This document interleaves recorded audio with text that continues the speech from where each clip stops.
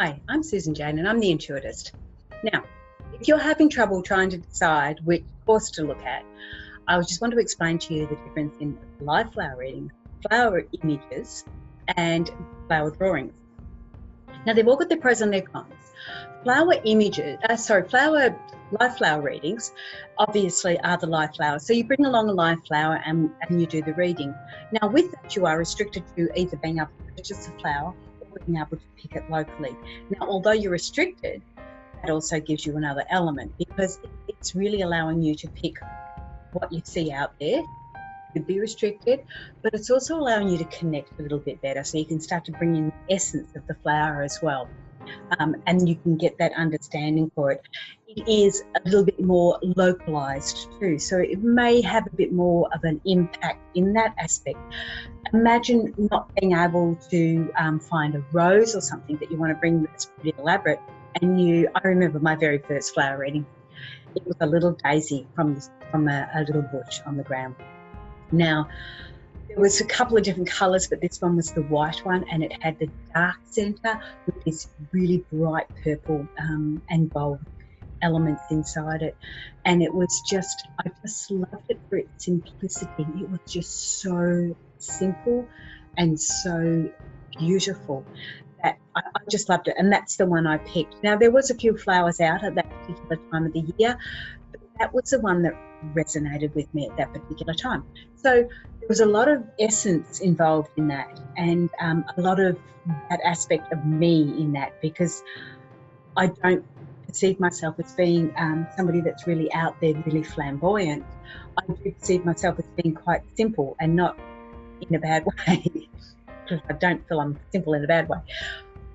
But simple I like things to be simple. I like things to be easy. I like things to be uncluttered and flowing.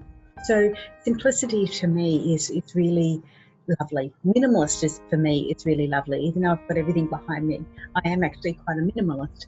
So that's what I found in this very first live flower that I went and I did this little course on.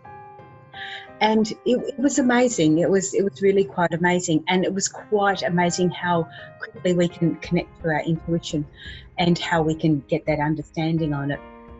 So if you want that little bit more one-on-one, a little bit more personal aspect to it, a little bit more localized, live flower readings are really nice, and you do get that aspect of the essence of the flower as well.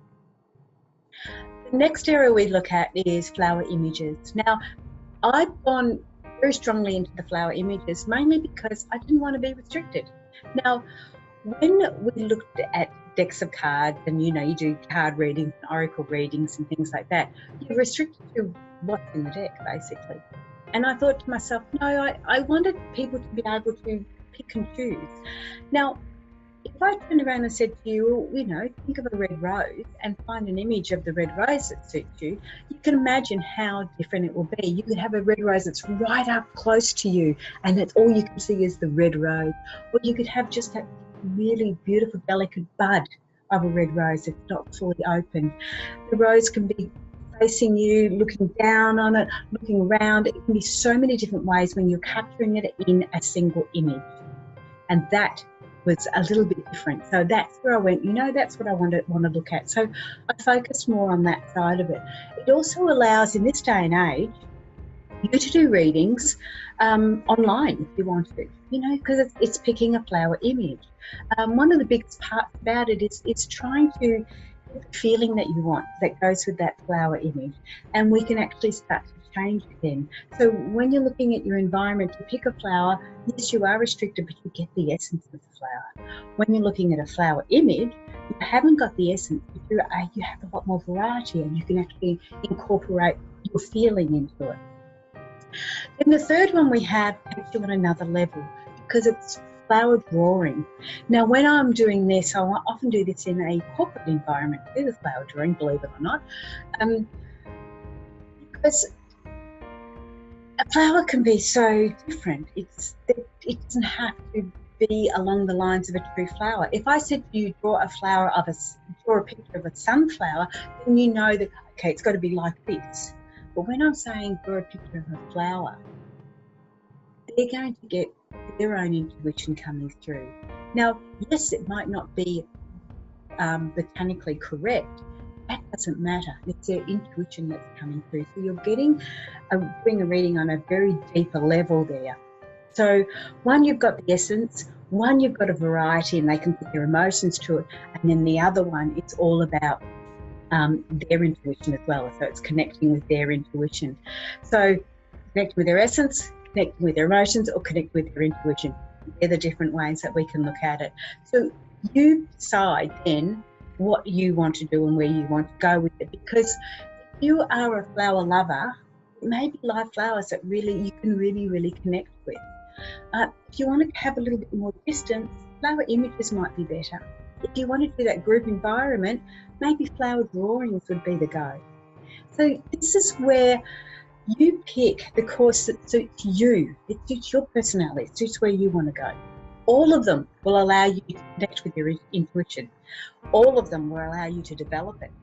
And all of them will help you trust your intuition. And if you want to apply it, that's your choice.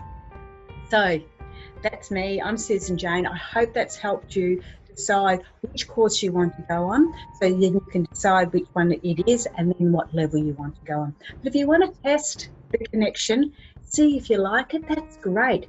But don't go to the next one after that. You need to go a lot higher if you want to go after that, because you'll realise how good it is and you'll get all those other elements that go in with it.